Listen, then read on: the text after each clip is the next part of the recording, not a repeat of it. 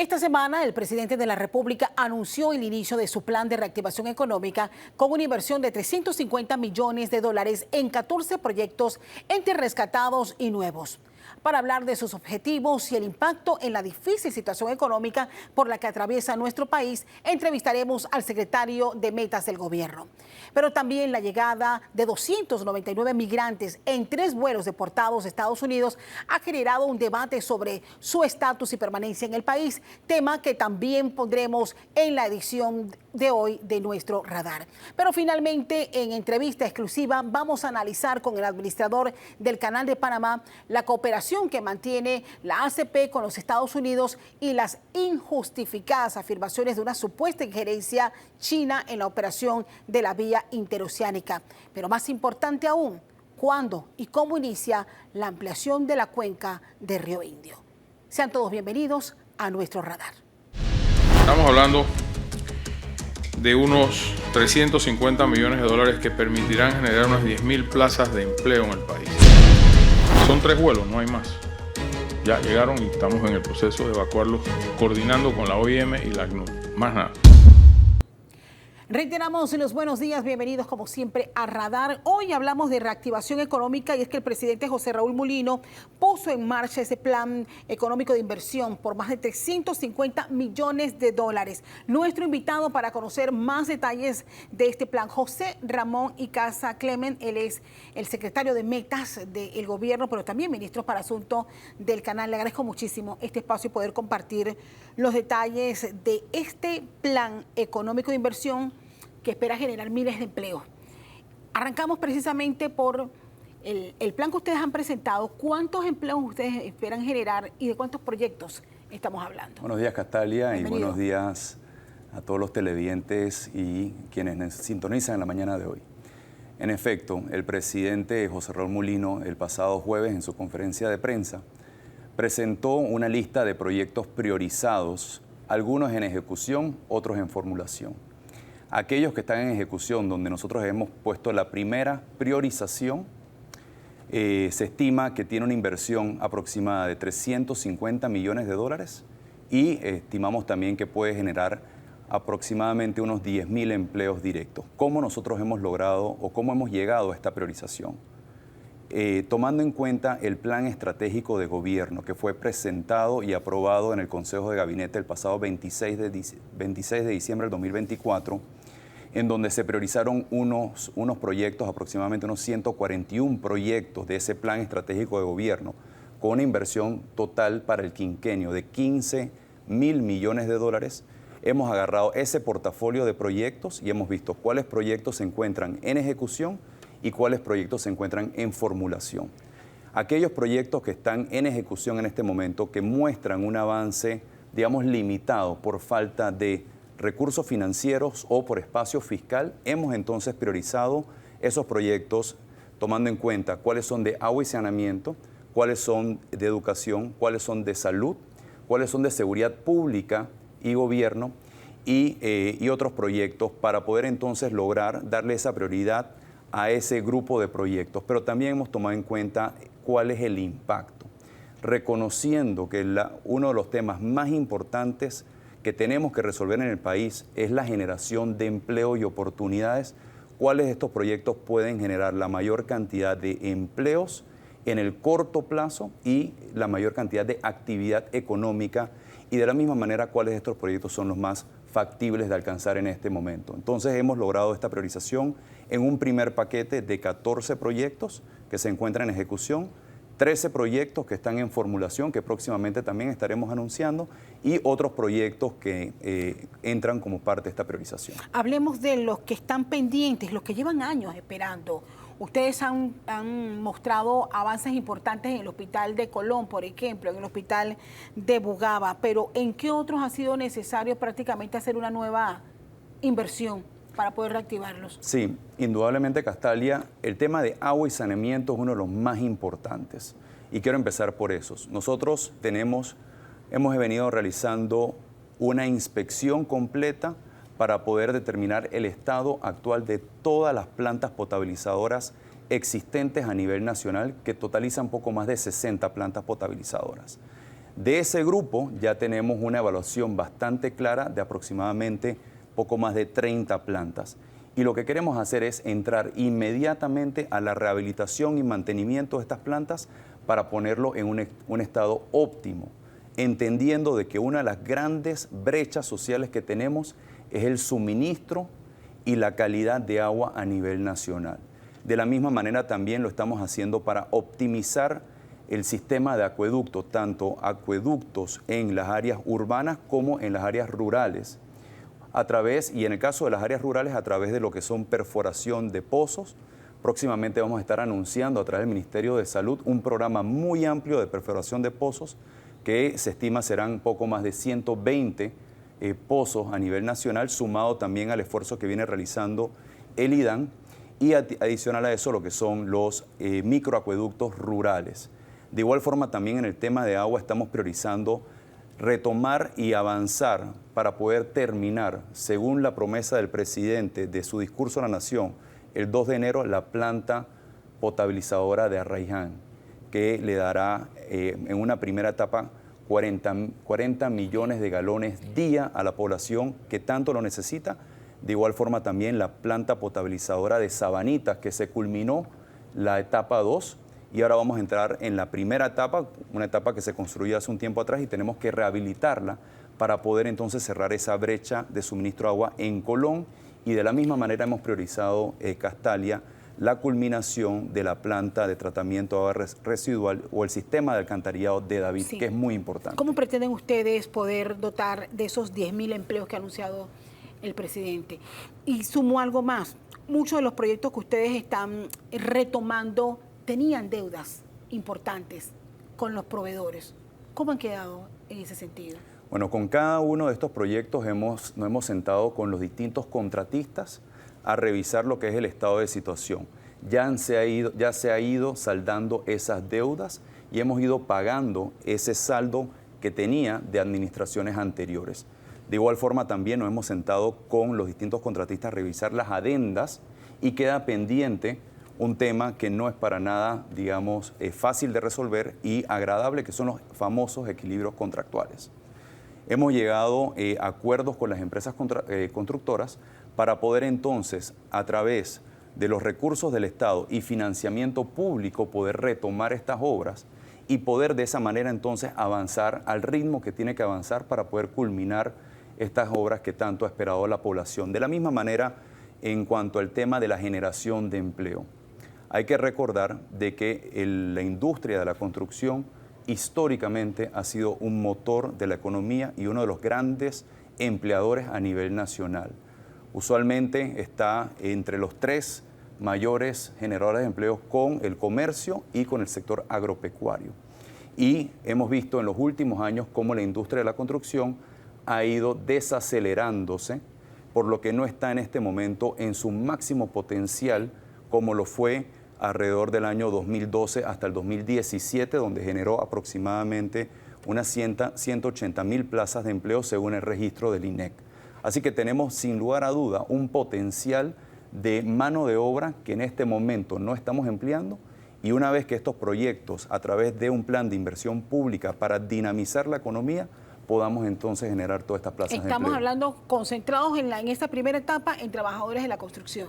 Bueno, todo tipo de trabajadores, Castalia, porque sabemos que la industria de la construcción es una industria que genera un efecto multiplicador aproximadamente de 1 a 3. Es decir, típicamente un proyecto de construcción por cada empleo directo te genera 3 empleos indirectos. Y estos empleos indirectos, a través del encadenamiento productivo que genera el sector construcción, obviamente genera entonces plazas de empleo en distintos otros sectores de la economía. Con la situación económica, ¿cómo la reciben ustedes como administración? Muchos economistas planteaban de que era necesaria la inversión extranjera, tomando en cuenta de que no solamente el gobierno, la inyección de grandes proyectos generados por el gobierno podría convertirse en el principal generador de empleos. Pero ¿cuál es la realidad a la que ustedes se han enfrentado y la que podemos hablar luego de estos primeros meses de gestión?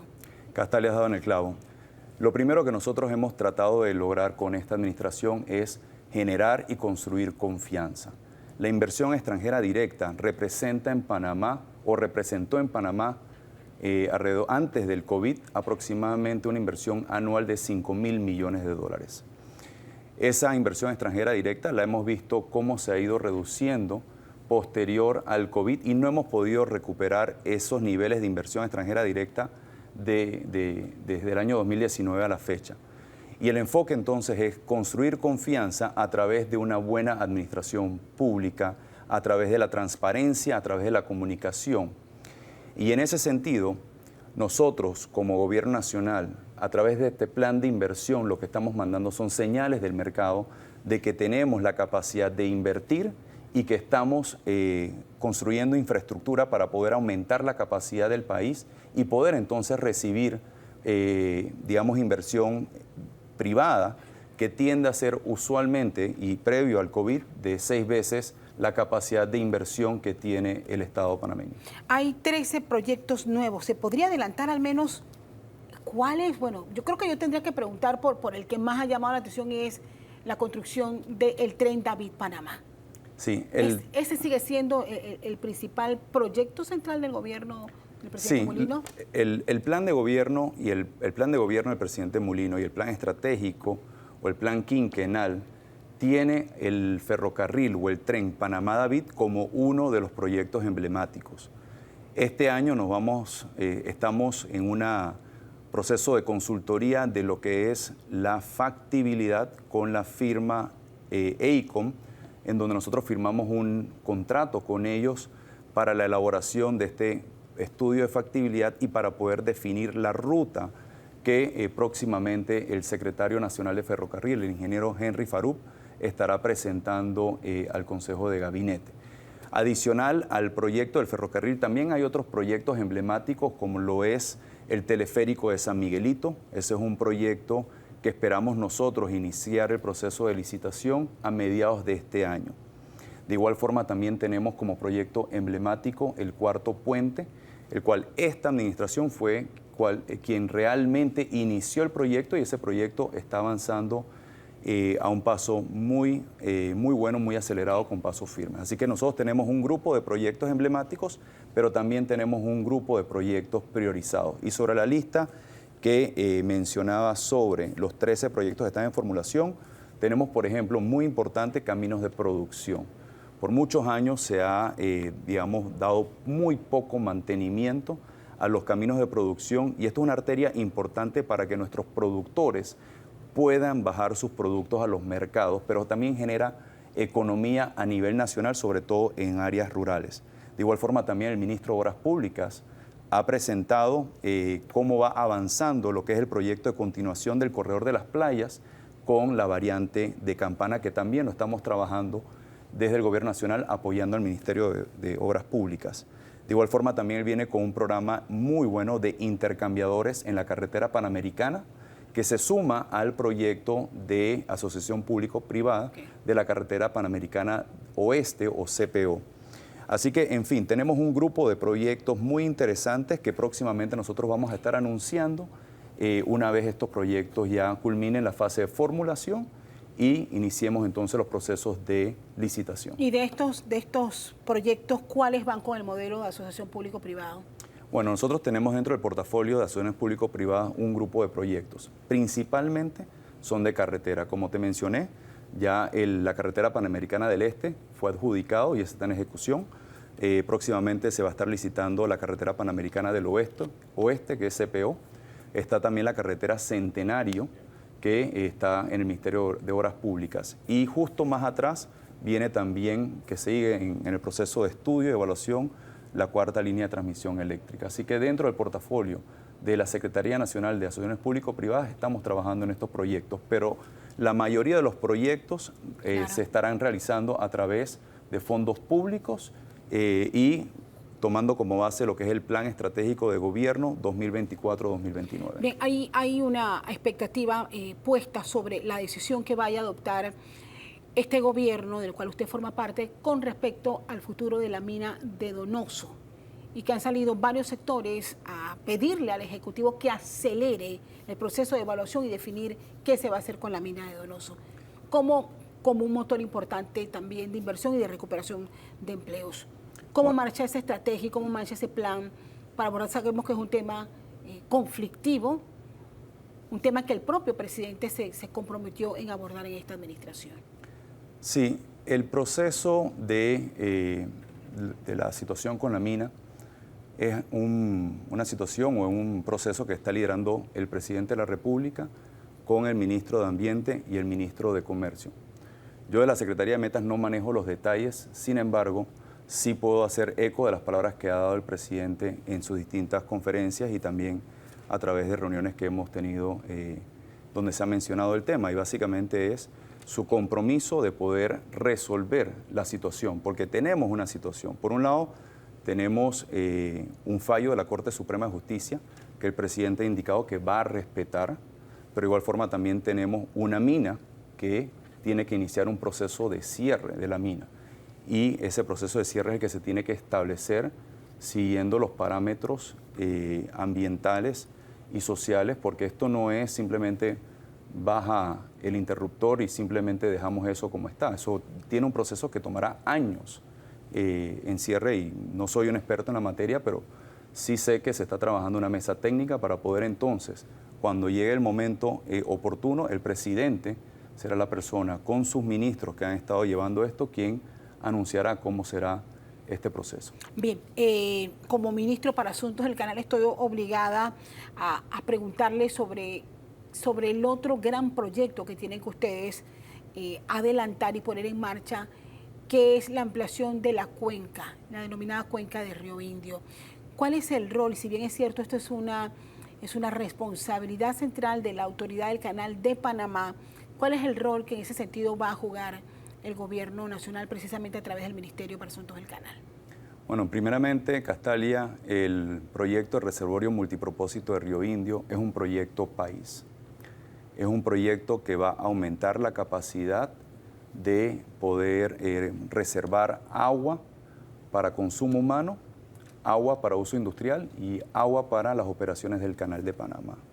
Nosotros estimamos que el reservorio multipropósito de Río Indio tiene una superficie similar al lago Alajuela, pero con una capacidad de reserva similar al lago Gatún, por lo cual es un proyecto muy importante. Desde 1935, la Autoridad del Canal de Panamá no ha construido reservorios adicionales para poder dotar de agua, como bien indiqué, a la población, en donde el 50% de la población panameña de todo el país, poco más de 2 millones de personas, dependemos de estas fuentes hídricas que es el lago Gatún y el lago Alajuela. Y el Gobierno Nacional, con la Autoridad del Canal de Panamá, trabajaremos en equipo, de manera mancomunada, para poder llevar adelante este proyecto, entendiendo que lo más importante son los panameños, son las personas que viven en el área de Río Indio y las áreas aledañas de Río Indio, y tenemos que ejecutar un proceso a través de distintas acciones sociales y ambientales para poder entonces realizar de manera ordenada y como le indican los protocolos internacionales el reasentamiento de las personas que viven en el área de Río Indio, que serían impactadas por la construcción del reservorio multipropósito de Río Indio, garantizándole la calidad de vida o mejorando la calidad de vida de todos esos panameños que viven en el área. ¿Qué tipo de acompañamiento se les ha dado a ellos, por ejemplo, desde el gobierno para garantizar que tengan sus títulos de propiedad? Nosotros, desde el momento que se dio el fallo de la Corte Suprema de Justicia, el pasado 2 de julio, donde se restableció la cuenca hidrográfica tradicional del Canal de Panamá, pasando de tener una superficie de cuenca de 323.000 hectáreas a 552.000 hectáreas, inmediatamente el Canal de Panamá ha ingresado a poder entonces cumplir su mandato constitucional de preservación, conservación y administración de los recursos hídricos de la cuenca. Y en ese sentido hemos venido trabajando con el Gobierno Nacional. Yo como ministro para Asuntos del Canal soy ese vínculo, ese enlace entre las distintas instancias del gobierno y la Autoridad del Canal de Panamá en materia de titulación, por ejemplo. La semana pasada estuvimos entregando títulos de propiedad en la cuenca de Río Indio, donde se entregaron aproximadamente unos 300 títulos de propiedad. De igual forma también hemos venido trabajando con el MINSA a través de las juntas de acueductos y alcantarillados rurales, que es muy importante, y tenemos en este momento en evaluación un proyecto que sin duda será de mucho beneficio para todas las comunidades de la cuenca, que es de agua y saneamiento que estamos realizando con el MINSA, el Banco Interamericano de Desarrollo y la ACP. Y también estamos viendo todos los temas relacionados a mejora, mantenimiento y rehabilitación de las carreteras, tanto caminos de producción como carreteras dentro de la cuenca, y lo relacionado a electrificación rural, que también es muy importante. Hay temas que debo preguntarle al administrador del Canal de Panamá que lidera ese proceso y que vamos a tener más adelante aquí en el próximo bloque en Radar, pero sin embargo sabemos que hay una necesidad de agua para la operatividad del Canal de Panamá, y una buena parte de esa agua que necesitamos es para la dotación de agua, principalmente en la ciudad de Panamá. ¿Cómo se prepara el gobierno? Y sabemos que 5 años no son suficientes para establecer un plan fijo de transformación del IDAM, pero ¿hacia dónde ustedes como gobierno han definido ya tiene que transformarse el IDAM? Sí, porque de nada nos vale tener este gran reservorio de agua que va a representar el sacrificio y entrega de sus tierras de cientos de campesinos, si nosotros no tenemos un ente capaz de garantizar la buena administración de estos recursos. No, indudablemente hay que mejorar lo que es el marco regulatorio, el marco jurídico, la gobernanza del IDAM, la administración y la operación de esta institución tan importante para todo el país.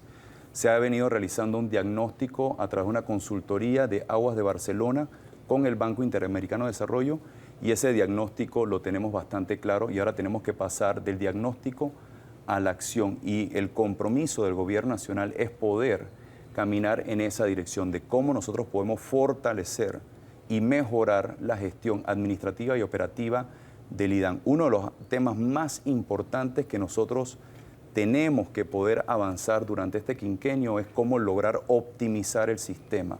¿Qué significa eso? Es ampliamente conocido que aproximadamente la mitad del agua que sale de nuestras plantas potabilizadoras no es registrada, ya sea que se pierde por fugas o que no es contabilizada a través de los medidores. Y eso es parte de los temas que nosotros tenemos que resolver, porque no vamos a poder reducir la brecha de suministro de agua construyendo más plantas potabilizadoras, porque lo estamos tirando un colador. Tenemos que también mejorar nuestra red de distribución de agua potable para poder lograr entonces que cada gota de agua que sale de nuestras plantas potabilizadoras lleguen al hogar panameño. Ahora bien, ¿y en qué va a quedar lo de las propuestas de convertir, darle en ese propósito de darle mayor autonomía al IDAM, convertirlo en una autoridad, así como lo es hoy la autoridad del Canal de Panamá? Bueno, en este momento nosotros a nivel de gobierno nacional no hemos tomado una decisión de cuál sería la mejor... el modelo. El mejor modelo. Sí tenemos, como bien comentaba, un diagnóstico bastante claro, y ahora tenemos que pasar a esa discusión, siempre pensando nuevamente en el panameño, en las personas, porque lo importante es dotar de agua y cerrar la brecha de suministro y calidad de agua a nivel nacional. Nosotros, el gobierno nacional, el presidente Mulino y desde la Secretaría de Metas, nuestro enfoque es el resultado, cómo lograr los resultados deseados. Y ese resultado tiene que reflejar cómo reducir esa brecha de suministro y calidad de agua a nivel nacional. Eso es lo importante. Bien, ministro, ha planteado usted aquí en nuestra mesa de Radar el lanzamiento que ha hecho el presidente, y todos lo sabemos. El panameño espera que se dinamice la economía, el panameño busca empleo, mucha gente buscando empleo y que se reactive esa economía. Mensaje final para todos aquellos, y bueno, nuevamente un poco repasar. Hay obras que se retoman, pero hay obras que en su momento, y son algunas 13 al menos, que serán anunciadas ya formalmente por el gobierno. El presidente José Raúl Mulino y todo el equipo de gobierno está enfocado en sacar adelante el plan de inversión pública para dinamizar la economía, para generar plazas de empleo. Desde la Secretaría de Metas y por mandato e instrucciones del presidente, nuestro enfoque total es lograr que todos los proyectos que se encuentran en este momento en ejecución y en formulación en los distintos ministerios, nosotros podamos ayudar, colaborar y facilitar de que avancen a buen ritmo, que generen los beneficios que esperan todos los panameños de generación de empleo, pero también de beneficio tanto social y económico que tanto necesita el país. Y de la misma manera, a través, bajo mi cargo de ministro para Asuntos del Canal, la Autoridad del Canal de Panamá está comprometida con un programa de inversión muy ambicioso para los próximos 10 años, que inicia con el reservorio multipropósito de Río Indio, donde también tendrá una generación muy importante de empleo, sobre todo en un área que tanto lo necesita, como es el área de Capira, el área de Colón, Costa Baja de Colón, y lo que es el área de Penonomé y todo lo que es la cordillera norte de Coclé, que es tan importante esa área y no está teniendo beneficio en generación de empleo, pero también, y muy importante, poder atender todas las necesidades sociales que tienen las comunidades aledañas a Río Indio, porque esa confianza que tenemos que tener, no solamente de todos los panameños, sino también de la comunidad, de que el Canal de Panamá puede gestionar de manera correcta sus recursos naturales y en este caso sus recursos hídricos y darle la seguridad hídrica a todo un país, para nosotros es nuestra prioridad número 1 en la Autoridad del Canal de Panamá. Me quedo con ese mensaje de nuestro invitado José Ramón Icaza. Él es secretario de Metas de este gobierno y también ministro para Asuntos del Canal. Gracias por acompañarnos. Muchas gracias. Ministro, de verdad que le agradezco mucho el tiempo. Vamos a hacer la pausa, pero al regresar vamos a hablar de migración, un tema que también se ha mantenido en nuestras agendas y que ha obligado esta semana que termina al presidente de la República nuevamente plantear cuáles fueron esos términos acordados con los Estados Unidos para atender esta crisis migratoria. Vamos a la pausa. En breve regresamos con más de Radar.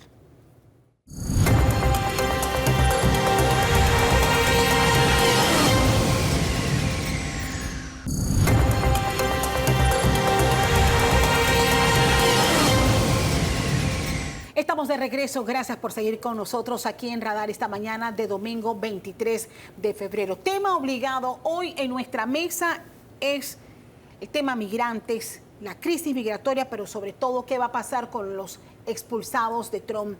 Y esta semana pues ha sido un tema obligado incluso para el presidente de la República.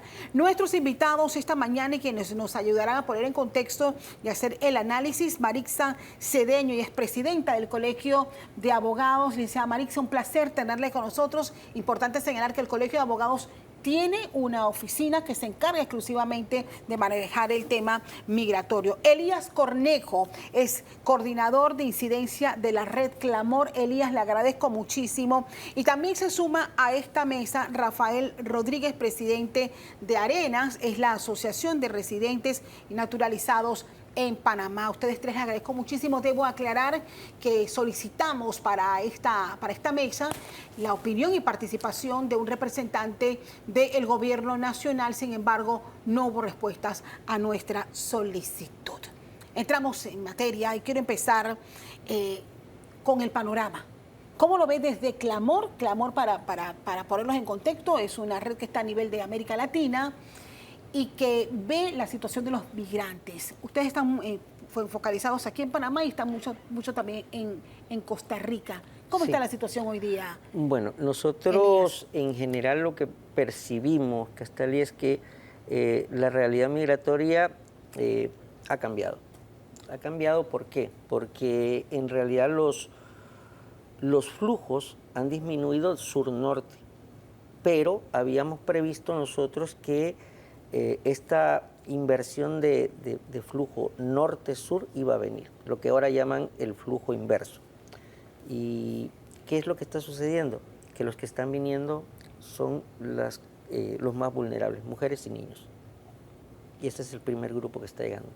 Pero nosotros estamos calculando que entre 5.000 a 10.000 personas van a estar llegando en los próximos Porque semanas. estamos hablando de algo. El grupo que ya envió a Estados Unidos a través de vuelos y a través de un sistema de expulsión que hemos recibido y que estuvieron en un hotel de la localidad, pero otros son los que vienen a pie. Sí. ¿De dónde vienen la mayoría? ¿Viene de Estados Unidos? No, la mayoría de los que están retornando son de los que llegaron hasta México y llegaron quizás hasta Chihuahua, hasta Ciudad Juárez, hasta la zona norte de Estados Unidos, sur de Estados Unidos, norte de México, pero el otro flujo es el que nosotros llamamos, esta gente retorna forzadamente igual porque quieren regresar a sus países o a un tercer país desde donde salieron, y el otro flujo es el flujo que está forzado a venir a Panamá, que aquí yo creo que los otros panelistas que son abogados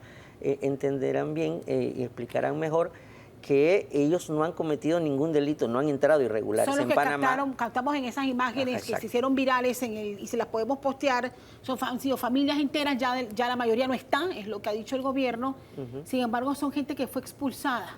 Sí, pero no han cometido ningún delito en Panamá, ni siquiera entraron irregulares. Están forzados a estar en Panamá, un país al que no quisieron venir y los están obligando a venir. Entonces eso es una violación de sus derechos básicos. Pero forma parte de un acuerdo que hizo el gobierno de Panamá con los Estados Unidos. Desde el Colegio de Abogados, ¿cómo ven ustedes esta situación, licenciada Marixa? Sí, Catalia, efectivamente. El Colegio de Abogados, como mencionaste, tenemos una comisión de migración que está muy activa, no solo participan abogados que se dedican a migración, a trámites migratorios, sino que hacen todo este tipo de análisis y siempre la Junta Directiva está pendiente de estas cosas. Y como mencionabas, yo creo que son dos temas distintos. Correcto. Y son dos grupos distintos de los cuales el país se está viendo ahora enfrentado. Uno, un memorándum de entendimiento que firma el ministro H el 1 de julio, que yo quisiera entender que una vez toma posesión firma un memorándum y que el gobierno anterior debió haberlo involucrado al haber sido ya designado ministro en este tipo de memorándum, y que ese se trata de aquellas personas que van a enviar de los Estados Unidos a Panamá, como lo que hemos podido observar a través de medios de comunicación en hoteles de la localidad. Ese memorándum que consta en la página web del Ministerio de Relaciones Exteriores tiene un procedimiento a seguir, y dentro de ese procedimiento, a nuestro entender, pareciese que son personas que ya han sido analizadas y que tienen la posibilidad de ser refugiados en Panamá. Pero, ¿quién los va a atender? Exacto. ¿Qué abogado va a ver esto? ¿Qué acceso tienen? Desconocemos eso. Nosotros tenemos que cuidarnos mucho del trato de los derechos humanos porque ya tenemos casos de haber sido demandados. Entonces, ese es un grupo que es el que tenemos ahorita y que sentimos que es el que del cual la ciudadanía está pendiente.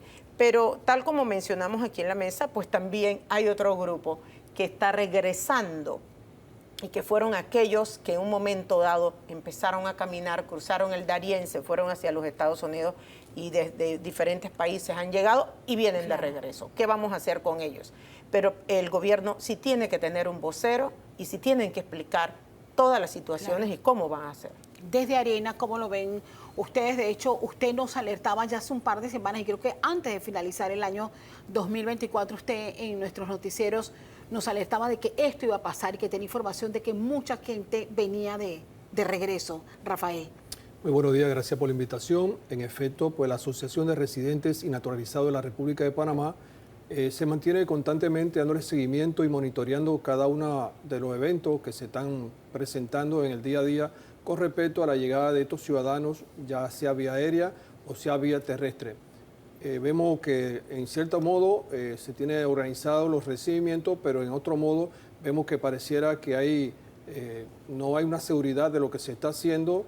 Se está tratando a esta llegada de estos ciudadanos de manera descoordinada, se podría decir, porque hemos visto que las informaciones que se manejan sobre la llegada del vuelo o de los vuelos que llegaron por Albrook, pues ni nosotros, ni el Colegio de Abogados, considero yo, ni los medios informativos tenían conocimiento, tampoco conocíamos del traslado hacia este hotel hasta el momento que se presentó una situación en la cual muchos de ellos estaban colgando letrero y otro tipo de situaciones. No es que hubo una publicación de fuera, nos enteramos por una publicación de Efectivamente, New York Times. entonces esto me parece una falta de coordinación y una falta de respeto a tanto a las asociaciones y a los grupos y a ustedes que son los medios de qué es lo que está sucediendo en el fondo con respecto a la llegada de estos ciudadanos a la República de Panamá. Por otro lado, también observamos que en el cruce de Panamá con Costa Rica, pues también se trató de manera descoordinada el cruce de una gran cantidad de personas, aproximadamente 250 personas, que en su momento decidieron salir del CATEN, de lo que es el refugio de protección en Costa Rica, y lo vimos caminando por más de 5 kilómetros, no había una coordinación de las autoridades, la policía llegó atajándolo, hubo algunos enfrentamientos, no se tenía una determinación si lo montaban en un bus, si lo devolvían, si lo regresaban. O sea, pareciera que no hay un plan estratégico de parte de las autoridades panameñas y nosotros ya de hace rato les veníamos advirtiendo, como dice usted, a los diferentes medios de que ya venían bajando grupos de ciudadanos extranjeros con intención de pasar por Panamá hacia su país de destino. Sin embargo, a nuestra oficina pues no han llegado familiares de estos ciudadanos buscando información de qué documento tendrían ellos que traer a Panamá para hacer su residencia, porque muchísimos de ellos no tienen intención de regresar a su país, claro, y más bien se van a quedar en Panamá porque ellos lo ven como una segunda opción para efecto de quedarse residiendo en este país. Ahora vamos a ahondar en eso, cuáles son sus derechos y qué cosas puntuales pueden pedir una vez estén en Panamá. El tema obligó al presidente de la República a pronunciarse en sus conferencias de prensa habituales de todos los jueves. Y cuando se le preguntó sobre esta publicación del New York Times, esto fue lo que aseguró. Vamos a escuchar. Es falso que eso viola leyes o viola acuerdos, etc. La cooperación internacional entre países es materia de reciprocidad en la mayoría de los casos. Y a mí me sorprende que en este caso que vienen en dirección opuesta, es cuando levantan la voz por 299, cuando teníamos decenas de miles en el Darién hace un año y nadie decía nada. Nadie decía nada. De esas personas se han identificado 157 mujeres, 142 hombres, 12 grupos familiares y 24 niñas y niños en el grupo. De ellos, para que esté claro, 13 ya se fueron con retorno voluntario. La señora de ciudadanía china, que se había evadido, se rescató en territorio de Costa Rica y debe estar aquí ya. Hay 97 en el Darién ya dentro de las instalaciones que existen en Darién esperando su traslado. Hay 8 más que van para Darién en las próximas horas. 5 casos especiales.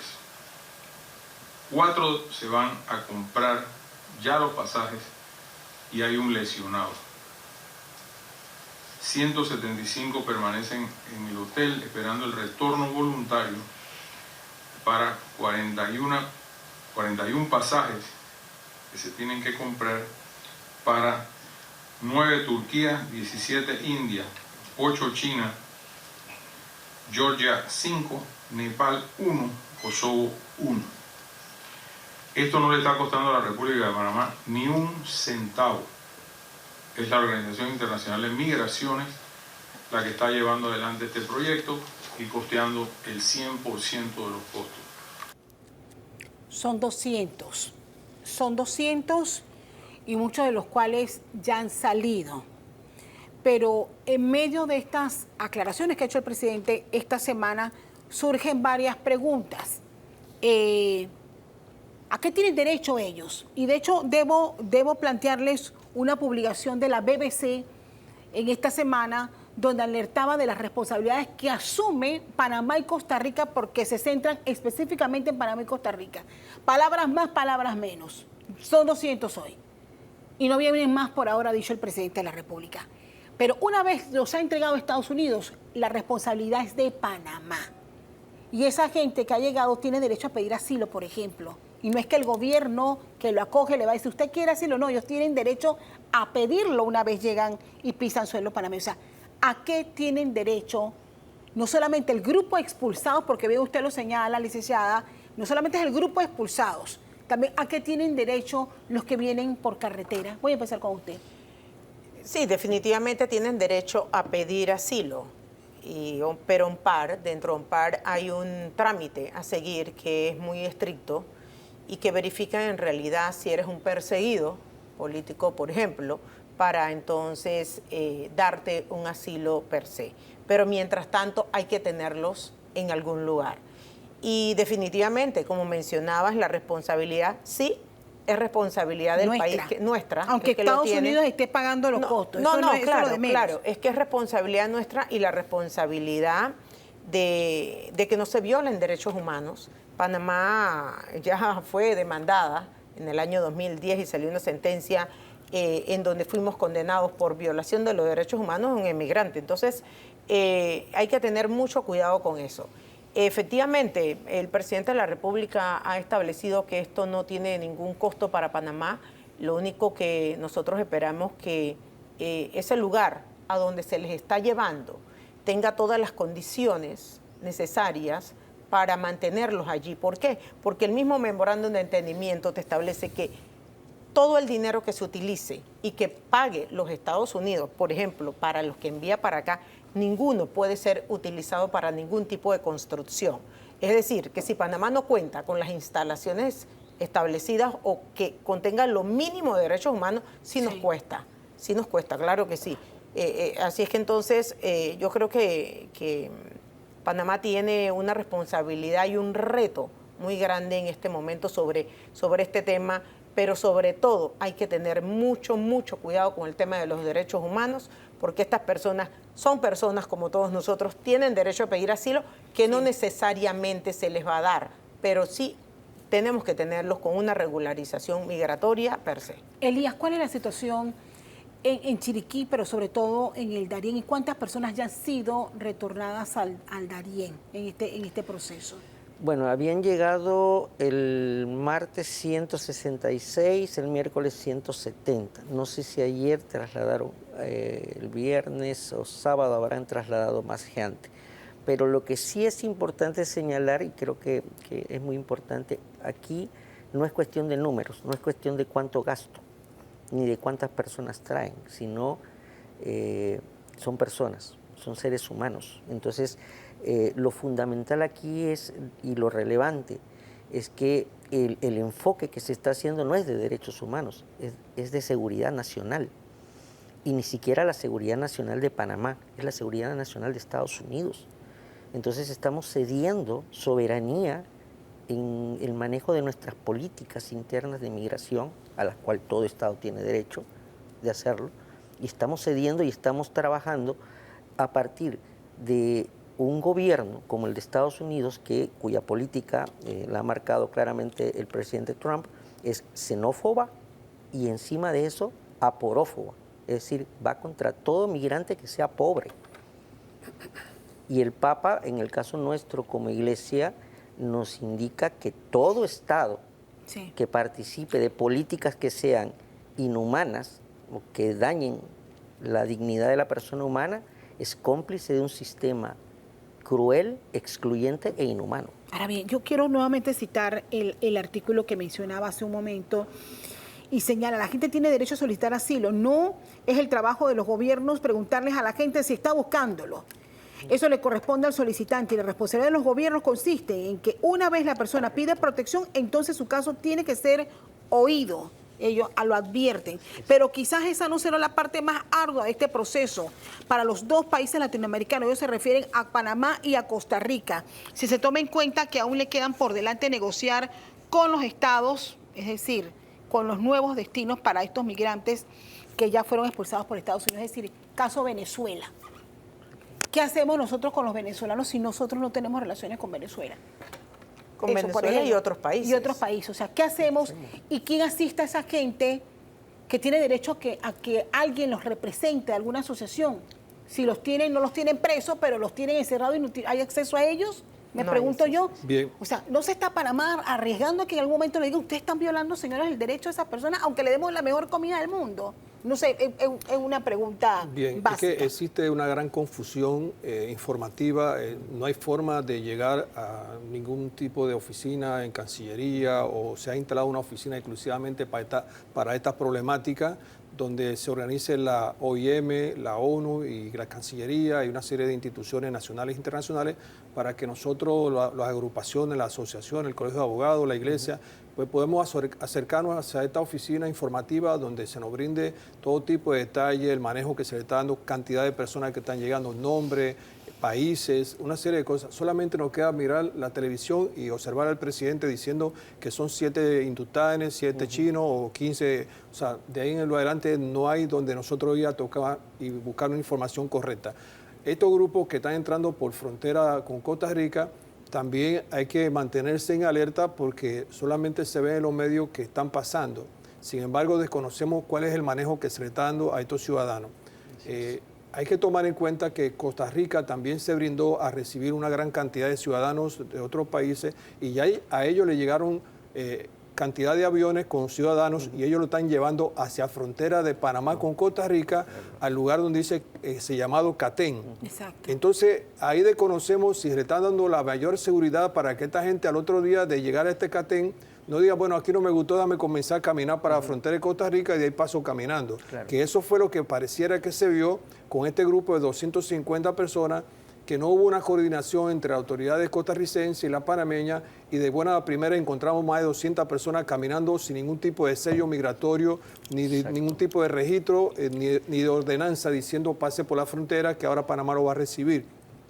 Entonces hay que tomar mucho cuidado con esto porque puede ser que Costa Rica lo está recibiendo, pero lo está dejando con la puerta abierta para que ellos salgan caminando y se nos acerquen a la frontera, de manera tal que entonces Panamá tendrá un doble problema, tanto lo que está recibiendo vía aérea como lo que está recibiendo vía terrestre. Y los que se quieran quedar. Hay que tomar en cuenta que existe también dentro de la norma migratoria de que toda persona que entra al territorio nacional de manera irregular tiene una sanción de pagar estimada a $1,000. Entonces, a esos ciudadanos no se le ponen $1,000 de castigo. Bien, hay que tomar en cuenta que ya están apareciendo los famosos buses que van a transportar a estos ciudadanos. ¿De quiénes son esos buses? ¿Cuánto van a cobrar esos buses? ¿Qué ha dicho el gobierno de la seguridad de esos buses? La ATT no se ha pronunciado si esos buses están en las mejores condiciones. Se va a comenzar a buscar dinero para entonces cobrar de mano en mano. O sea, hay una serie de cosas que no se definen y en efecto nosotros como asociación queremos de que nos mantengan informados de qué se está haciendo con cada uno de estos ciudadanos. ¿Qué diferencia hay? Y perdón por la ignorancia, si rayo la ignorancia, es que me voy a referir a lo que dijo el presidente. El presidente ha dicho, pero es que cuando aquí tenemos una lluvia de migrantes, lo tenemos por años entrando por el Darién y nadie dijo nada, nadie supo nada. O sea, ¿qué diferencia hay entre el fenómeno de que vienen cruzando por la selva para ir al Darién y tenemos que acompañar y respetarle su derecho humano a migrar, a lo que está pasando ahora, que es lo contrario? ¿Cuál es la diferencia? Es un poco para entender lo que plantea el presidente, de por qué el cuestionamiento ahora. No, yo lo que creo, Castalia y audiencia, es que el problema de fondo con esto es que el presidente está tratando de evadir una respuesta que es seria. Es decir, el problema migratorio en Panamá no es de hace 4 o 5 años. No se refiere a 500.000 de personas entrando en un año al país. Se refiere a un problema fundamental. Yo lo mencionaba. No hemos aprendido del caso Vélez Lors. El caso Vélez Lors, ¿qué fue? Un abuso de poder de parte del Estado panameño que sistemáticamente le violó sus derechos. Y entonces, ¿qué sucede? Nosotros estamos, y tú lo decías muy bien, aunque le demos comida, aunque le demos un albergue, si nosotros les estamos limitando su... O sea, por poner el ejemplo, el ministro de Seguridad dice, se evadió una persona china, se escapó. Si no está detenida, entonces no es escape. Dice, no están detenidos, pero no pueden salir del hotel. Entonces, ¿de qué estamos hablando? Entonces, estamos sistemáticamente contradiciéndonos. Entonces, el presidente está diciendo, antes no decíamos nada. La Iglesia siempre dijo y siempre señaló que había una violación sistemática del derecho humano a la movilidad por parte del Estado. Es decir, ponerte desde Lajas Blancas hasta el Catén en Costa Rica era una violación sistemática. En el caso Vélez Lors, Panamá perdió ese caso por violación del derecho de esa persona. Claro. Exacto. Aquí nos estamos arriesgando y veo que tiene usted allí el memorándum de entendimiento que todos corrimos a buscar, un memorándum que se firmó en julio del año pasado. Pero ¿qué cosas puntuales no están en ese, qué cosas puntuales están ocurriendo ahora que no están precisamente escritas en ese memorándum? Primero, el memorándum no habla de qué nacionalidades nosotros vamos a recibir y por eso es que teníamos que dividir los temas.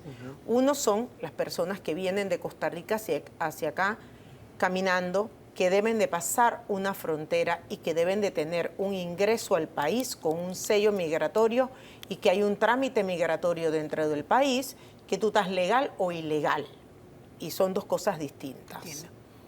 Y otra cosa es lo que está en este memorándum de entendimiento y que queremos entender de que ha sido ese grupo de personas que han llegado en este avión o estos aviones y que los han establecido o las tienen dentro de un hotel. Pero es que el memorándum estableció un procedimiento.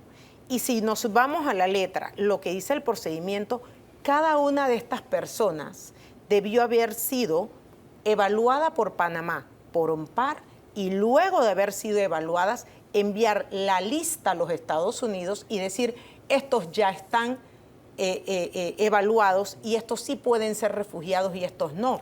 Esto es lo que dice el memorándum de entendimiento que consta en la página del ministerio. Si hay otro procedimiento, pues la abogacía panameña la desconoce. No está escrito allí no y no está ha sido escrito explicado aquí tampoco. No, y es más, aquí lo dice muy claro que una vez ya revisado eso, que se haya establecido las medidas aplicables, que ya la han revisado OMPAR y demás, sí, y que se le permite a los funcionarios de los Estados Unidos revisar con OMPAR cada una de estas personas, entonces es que se mandaba el listado y se subían a los aviones.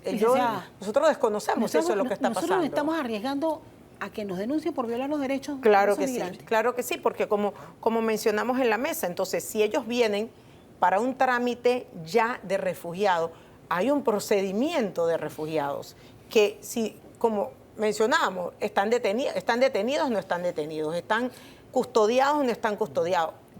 Al único, entiendo, que se le ha tenido o se le ha dado acceso al hotel donde han estado estas personas ha sido el defensor del pueblo.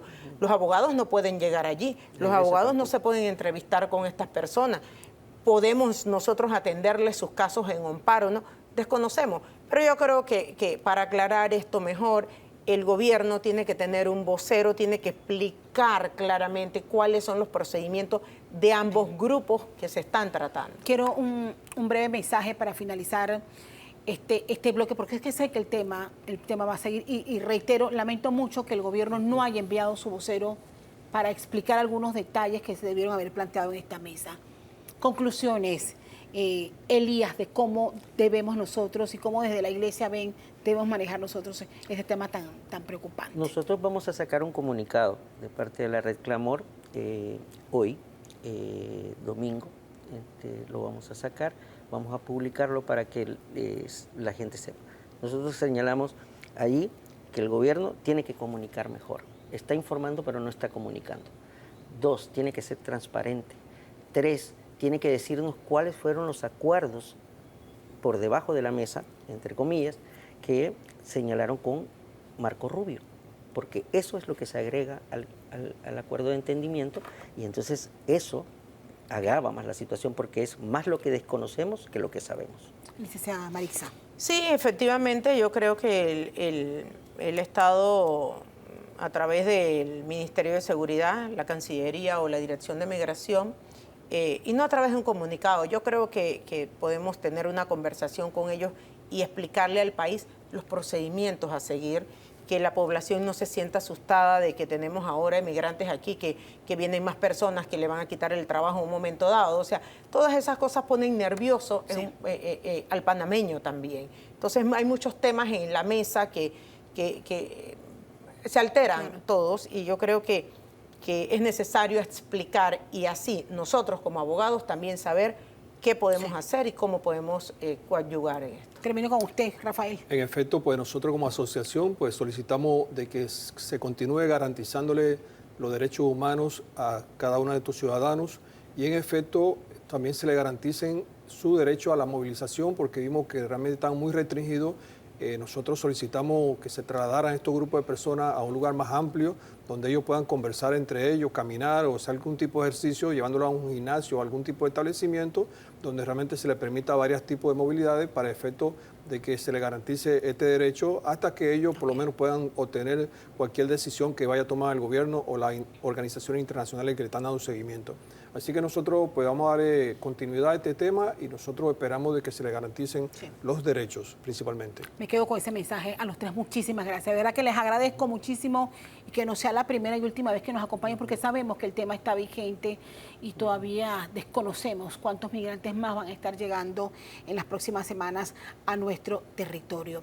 Vamos a hacer la pausa, pero al regresar, junto al administrador del Canal de Panamá, vamos a hablar. Canal de Panamá, las exigencias de los Estados Unidos y el gran proyecto de la ampliación de la cuenca de Río Indio. Usted siga con nosotros aquí en Radar.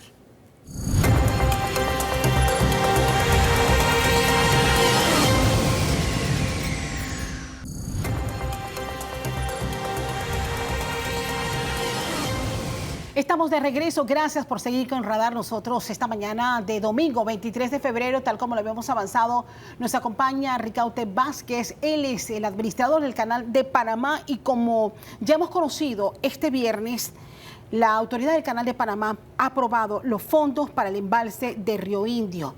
¿Qué contempla este proyecto? ¿Por qué es tan necesario en estos tiempos? De verdad le agradezco muchísimo los minutos que nos regala para nuestro programa y poder conocer más detalles de esta decisión tan importante, no solamente para la operatividad del Canal de Panamá, sino para la dotación de agua que requiere hoy día la ciudad de Panamá. La ciudad de Panamá. Bienvenido. Muchas gracias, Castalí. Muchas gracias y buenos días. En realidad, los procesos nuestros en el Canal de Panamá tienen una secuencia y especialmente para los proyectos mayores se requiere la aprobación de la Junta Directiva del Canal de Panamá. Nosotros hemos venido por muchos años haciendo estudios sobre temas hídricos y cómo resolver el tema de agua, tanto para el consumo humano como para la operación del Canal de Panamá. De todos los estudios, y aquí hay un tema interesante, todos los estudios que nosotros realizamos antes, que fue el caso de Bayano, fue el caso de Río Indio y el caso del río Santa María, la Villa, todos esos estudios fueron contratados al Canal de Panamá por parte de Mi Ambiente. Una razón fundamental por la cual eso era así es porque no teníamos acceso, porque no era cuenca hidrográfica del Canal de Panamá a esos caudales. Y entonces, de alguna manera, el gobierno central nos contrató para hacer los estudios y nos permite compartir la información de esos estudios. Es por ello que en el 2019 el canal entrega los resultados de los estudios. El 2 de julio del año pasado, con el fallo de la Corte Suprema de Justicia, el Canal de Panamá tiene definido una cuenca que incluye la región occidental. Entonces ahí sí aparecen otros caudales que son importantes, que todos eventualmente habrán que ser estudiados, pero en este momento el que mejor conocemos es Río Indio. Río Indio es un lago de aproximadamente el mismo tamaño del lago Alajuela, pero con una capacidad de almacenaje muy similar a la del lago Gatún. Por eso es que la eficiencia de esta alternativa es mucho mejor que, digamos, la superficie de Bayano y la conducción de Bayano, porque traer agua de Bayano significa traer agua a lo largo de toda la ciudad de Panamá. Acá, en lugar de 105 kilómetros, acá estamos hablando de poco menos de 10. Esta es la más factible. Esta, desde el punto de vista de operación e ingeniería, es la operación más eficiente y factible. Ahora, eso solo se puede desarrollar en la medida que la autoridad del Canal de Panamá haga un trabajo con las comunidades de tal manera que nosotros consigamos la licencia social a través de un entendimiento que sea justo y que sea bueno para las personas. Esta es la parte tal vez más traumática, diría yo, del proyecto. ¿Cuántas comunidades y desde cuándo viene la autoridad del Canal de Panamá haciendo ese acercamiento, previendo de que esta obra en algún momento se tenía que iniciar? ¿De cuántas comunidades estamos hablando? ¿Y cuál ha sido la reacción de ellos cuando ha llegado ya la autoridad del canal a conversar sobre la importancia de ese proyecto? Yo creo que más que comunidades, lo que nosotros tenemos son asentamientos humanos. Entonces ahí estamos hablando de entre 650 y 700 asentamientos humanos. Entendiendo por estos asentamientos humanos una casa o dos casitas ubicadas en algún lado, eso para nosotros ya representa. Entonces es un área de baja densidad, es decir, está muy dispersa y es un área pues relativamente grande, ¿no? Entonces hay un modo de vida que depende mucho de la operación de Río Indio. Consideramos que la primera obligación que tiene el Canal de Panamá es atender las necesidades de las comunidades y no se trata de una situación de cambiar una casa por otra casa. Y yo creo que era por qué la Junta Directiva tomó este tiempo para poder llegar a esta resolución. Nosotros teníamos que entender y tener un censo completo de las comunidades, de las personas que residen ahí y que pueden verse afectadas, no solamente en su propiedad, sino en todos los activos que son escuelas, iglesias, cementerios, canchas deportivas. Todo ese compendio de información lo tenemos ahora, lo comenzamos con mucha más diligencia en agosto y lo terminamos en diciembre. Y estamos hablando de un aproximado de ¿cuántas personas? Personas, estamos hablando de aproximadamente unas 2.500 de forma directa y en la periferia del proyecto posiblemente otras 700, cuyo impacto es mucho menor, evidentemente. El hecho de que sea un proyecto del Canal de Panamá trae dos cosas importantes. Lo primero es que toda la contratación relacionada con las actividades que se van a desarrollar en la subcuenca de Río Indio van a ser contratadas por el Canal de Panamá. Hay algunas cosas que nosotros tenemos que discutir, que están fuera del área de impacto, que tenemos que coordinar con gobierno central. Uno de los temas que estamos trayendo inmediatamente es el tema de accesos y carreteras, que al construirlos el Canal de Panamá, converge el interés de la comunidad con el interés del Canal de Panamá. Y esa necesidad de convergencia social es el primer paso para poder caminar un proyecto de esta envergadura. Ahora bien, estamos hablando de un proyecto de ¿cuántos millones se requieren para el desarrollo de este proyecto? Supongamos que esté en el orden de casi 2.000 millones de balúas, que es un número importante. ¿Por qué el número es tan grande? Posiblemente la obra civil esté entre 1.2 1.4. Y me detengo allí un minuto. ¿Qué comprende esa obra civil para que entendamos lo que involucra la construcción de del mismo lago? La construcción del lago requiere la construcción de una presa. Y esa presa va a presar aguas del río Indio. Es un cañón relativamente profundo, así que una presa de relativa elevación. Esa presa es la obra civil y hay que hacer un túnel de conducción que va de la presa y vierte en el brazo de Trinidad en el lago Gatún. Ahí estamos discutiendo la posibilidad de que sea un túnel, la posibilidad de que sea una operación semiabierta. Pero más importante que esa parte es, si tenemos un concepto de dónde queda ubicado el lago y el túnel de conducción, dónde van a ser los asentamientos más importantes. Y para eso necesitábamos hacer el censo. Claro.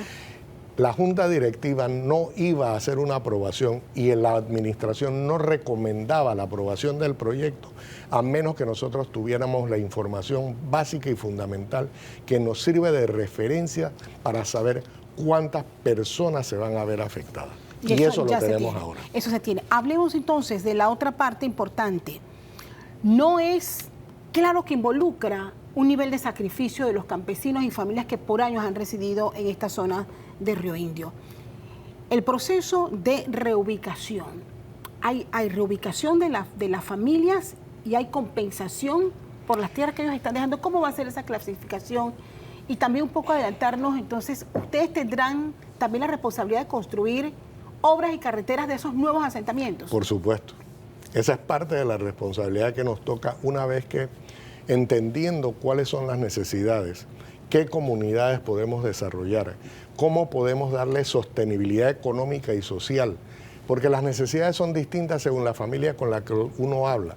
Supongamos que sean 500 familias, uno trata de entender de estas 500 propietarios que se pueden ver afectados. Hay algunos que residen en la ciudad de Panamá, cuya transacción es diferente. Hay otros que son personas que tienen mucho tiempo de residir ahí y ese representa todo su patrimonio. Ese patrimonio hay que respetarlo y mejorarlo. Y se mejora no solo con la persona directamente, en la forma que sea, ya sea que se construya o se le aporte, pero es una decisión que cada cual tiene que tomar. Y no necesariamente es una decisión única para todas las personas afectadas. Aquí va a haber varios modelos de decisión según la condición y la solicitud que individualmente cada familia haga. O sea, habrá familias que dirán, bueno, me compensan y yo veré qué hago.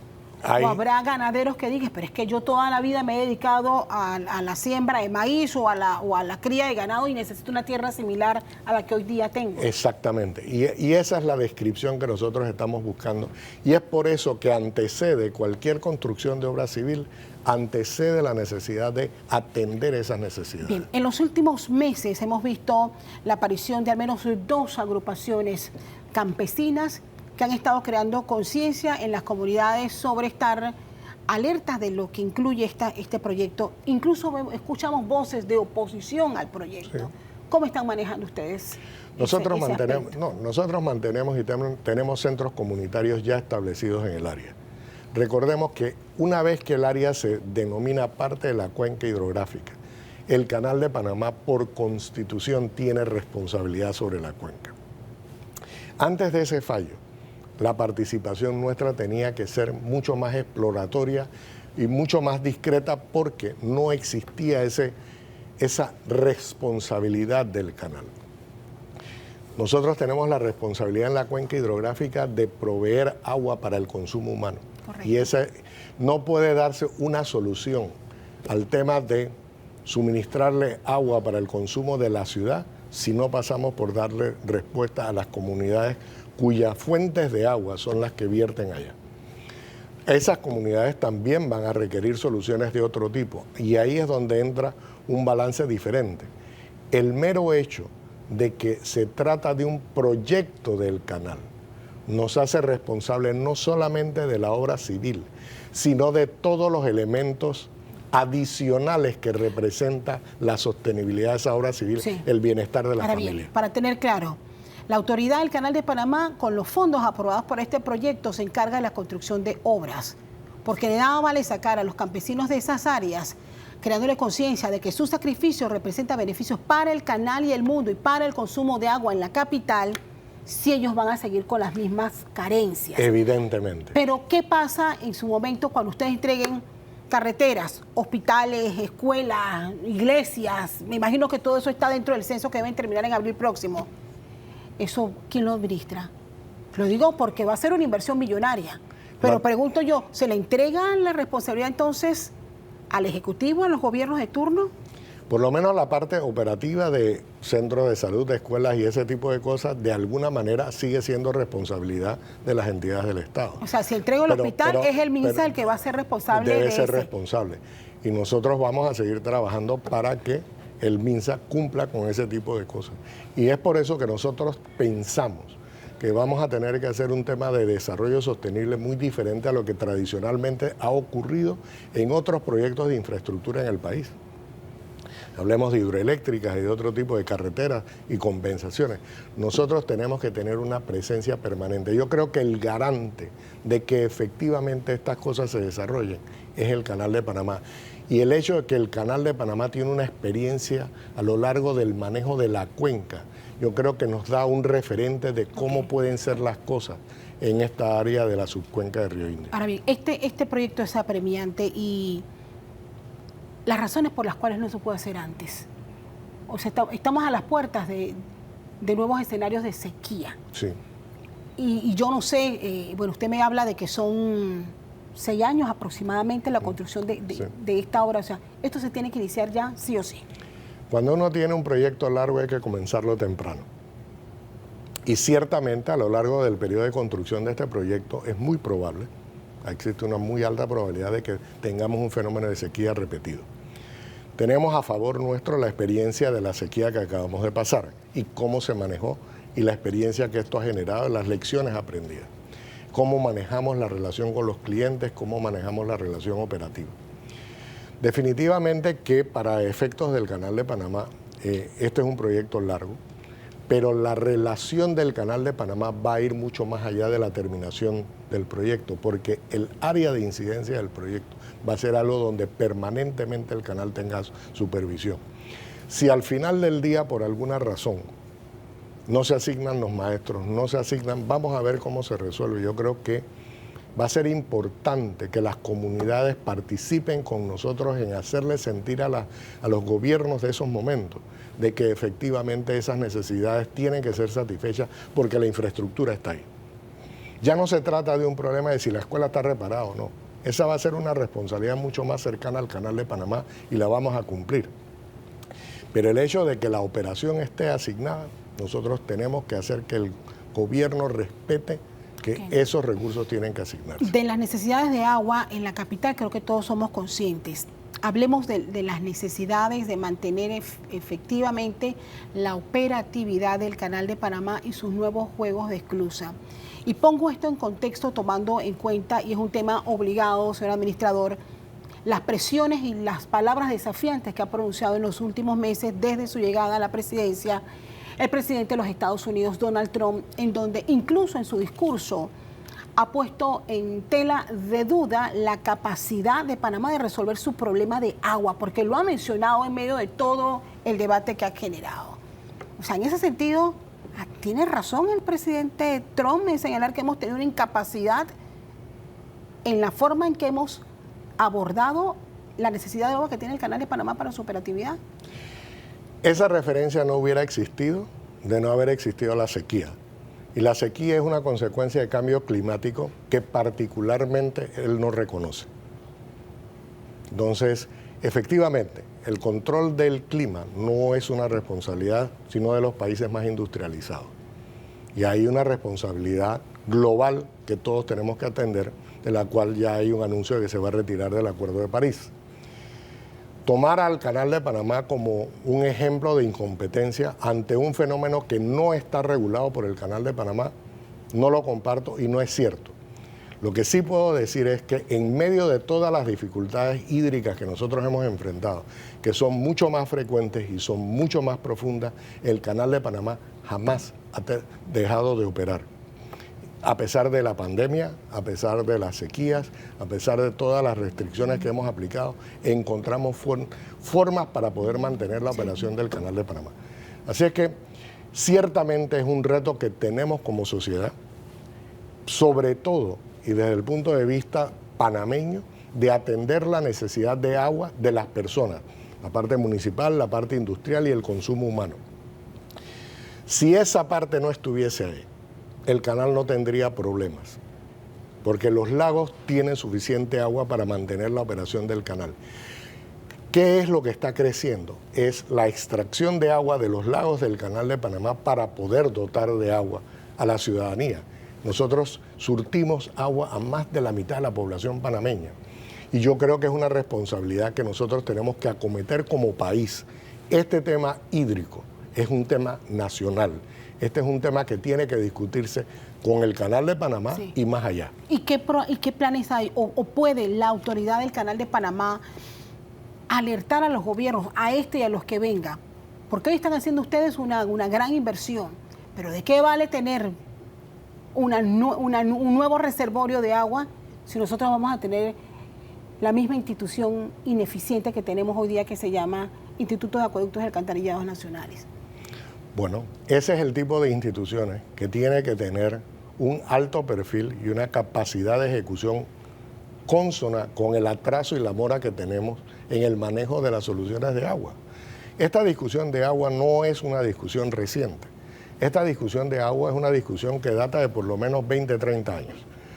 La última revisión de tarifas, y no es que necesariamente los precios del agua sean más altos, el valor del agua ha subido y los panameños no reconocemos que el agua tiene un valor muy alto y no respetamos el hecho de que el agua vale. Como todo lo presumimos que se nos debe dar, entonces lo que no nos cuesta, hacemos fiesta, ¿no? Voy a retomar, y usted perdone que yo insista, voy a retomar el tema Trump. Las palabras de Trump insistentemente dicen: voy a retomar el Canal de Panamá. ¿Eso dejó de ser una amenaza, considera usted? De hecho, ustedes han tenido que atender recientemente a 2 altos funcionarios del gobierno de los Estados Unidos para explicarle al menos la operatividad del Canal de Panamá y la forma en que Panamá, en manos panameñas, lo está haciendo de forma eficiente.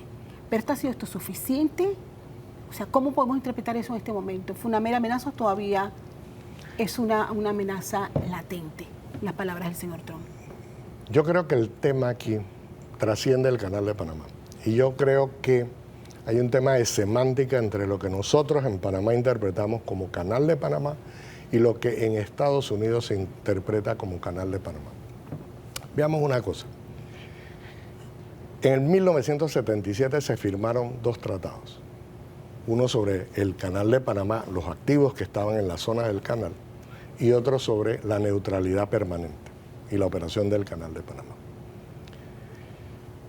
En el concepto de Estados Unidos, Canal de Panamá es toda la zona del canal. Y toda la zona del canal comprende, desde el punto de vista panameño, 3 entidades completamente diferentes. Panamá, al recibir los activos que, como consecuencia del tratado, una parte de esos activos se los asigna a la autoridad de la región interoceánica, que ahora es UABR. Hay otra parte de esos activos que quedan asignados a lo que hoy es la autoridad marítima. Y el último día de la vigencia de ese primer tratado, se le transfiere a la autoridad del Canal de Panamá los activos para la operación del canal. Para nosotros las diferencias son bastante claras. Desde la distancia, posiblemente, las diferencias no son claras. Así es que cuando dicen entregamos el canal a los chinos, nosotros decimos, no, pero es que el canal está manejado por panameños. Pero si uno lo ve desde el punto de vista de que en la zona del canal hay operaciones portuarias en manos de concesionarios de Hong Kong, entonces le asiste, tomando una definición diferente de lo que es zona del canal o de lo que es el Canal de Panamá, una presencia donde dicen ahí hay un problema. Y yo creo que parte de la discusión, si se nos permite que se nos escuche y podemos lograr ese intercambio, es tratar de clarificar o definir muy bien la diferencia que existe entre la operación del canal y el resto.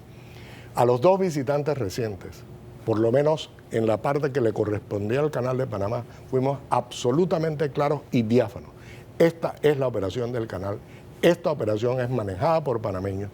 Esta es una operación que tiene un régimen separado del gobierno central y es una operación que ha sido continua y permanente, no importa cuáles han sido las situaciones del medio ambiente, cuáles han sido las situaciones globales, geopolíticas y de otro tipo. ¿En qué ha quedado la solicitud de exclusión de pago de peajes? Creado como una solicitud. El Canal de Panamá es quien define los peajes, aun con una autorización eventual del Consejo de Gabinete. Esa es una revisión que nosotros hacemos periódicamente, pero el mismo tratado es claro, dice que los peajes tienen que ser justos, equitativos y dentro de las normas internacionales. Y estas son las normas internacionales que aplican. Han aplicado por 25 años y nunca hemos tenido un reclamo de nadie diciendo eso. Ecuador en algún momento cuando la primera alza de peajes, pero están allí. Nosotros no podemos aumentar los peajes de manera indiscriminada, porque existen otras alternativas y otras rutas. Entonces nosotros somos muy claros de que capturamos el valor que representa la ruta por Panamá, y es por eso que el título constitucional nos da la responsabilidad de ser rentable. ¿Hasta dónde se puede llegar si existe o si se da un pulseo por parte de los Estados Unidos? ¿Hasta dónde se puede llegar? ¿Se podría revisar o, por ejemplo, eliminar todo el cobro de peajes a buques de guerra, por ejemplo, de todos los países? Eso es un extremo. ¿Eso es una medida extrema? Eso es una medida extrema, pero eso requeriría una decisión de país.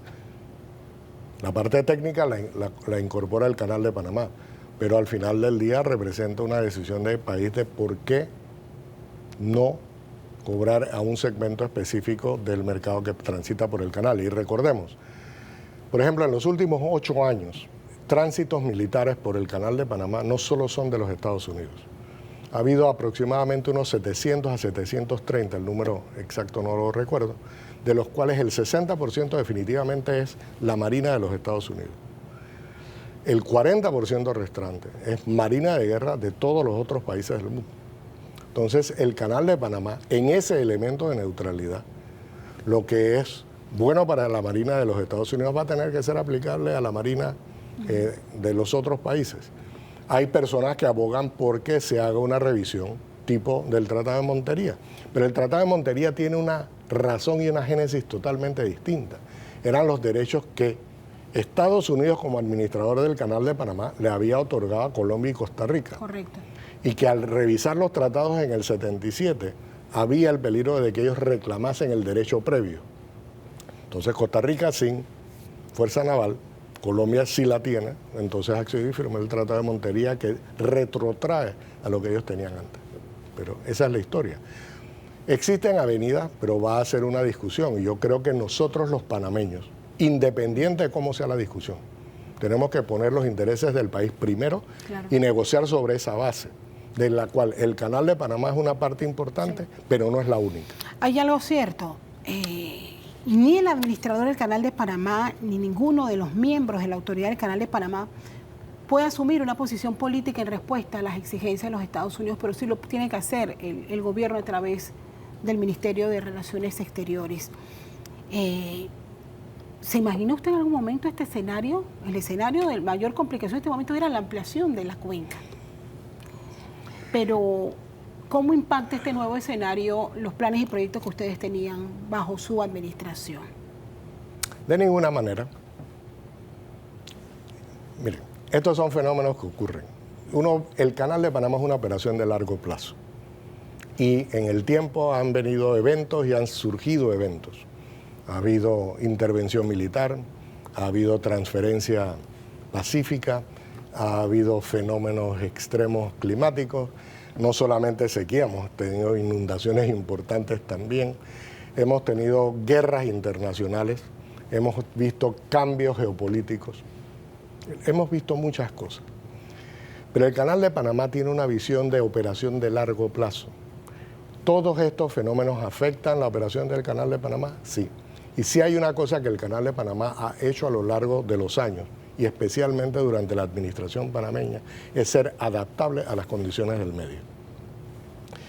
La administración Trump, sabíamos que era una administración que el presidente tenía una postura muy particular sobre los tratados Torrijos-Carter.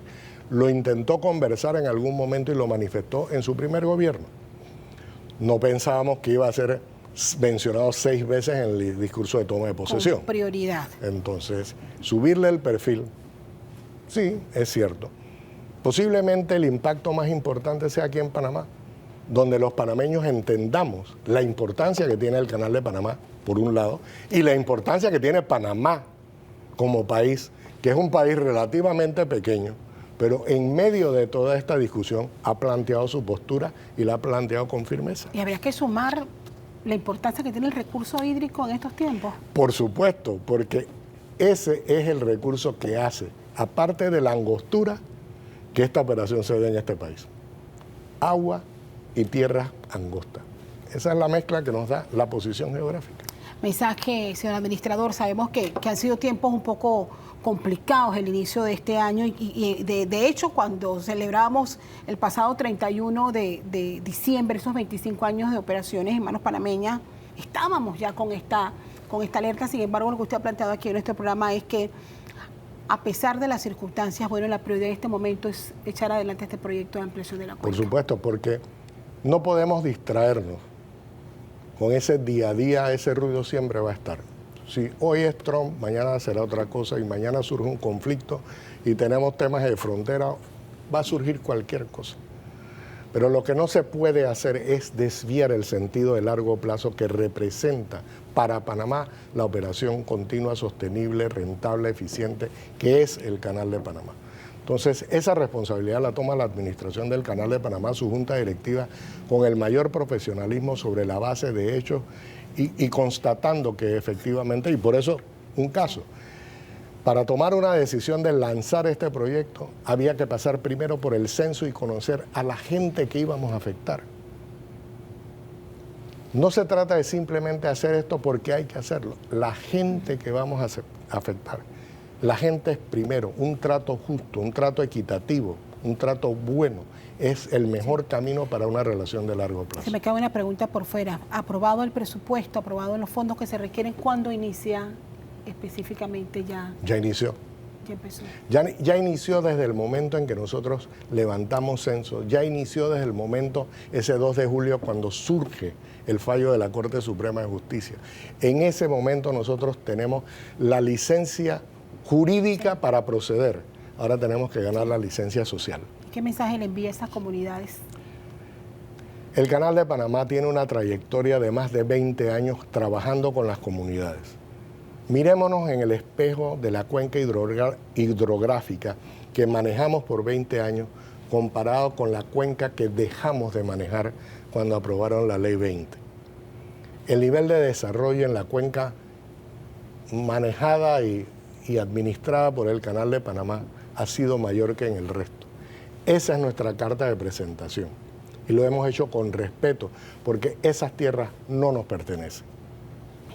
Me quedo con ese mensaje y le agradezco muchísimo a Ricaurte Vázquez, administrador del Canal de Panamá, por acompañarnos este domingo aquí en Radar hablando de la importancia de este proyecto que ya inicia y que bueno que pretende dotar de más agua a la ciudad de Panamá, pero sobre todo garantizar esa operatividad del canal. Gracias por acompañarnos, administrador, bienvenido siempre. Vamos a la pausa, en breve regresamos con nuestras conclusiones y por supuesto compartir como cada domingo la caricatura de Hilde.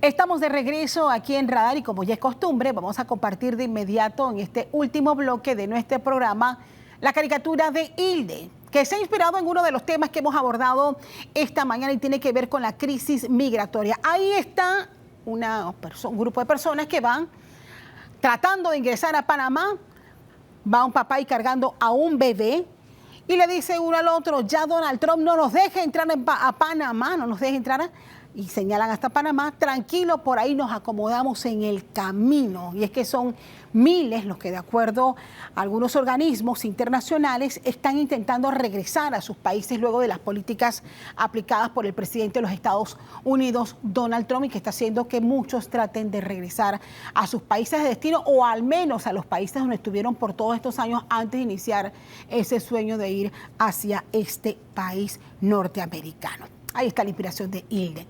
Vamos a nuestras conclusiones.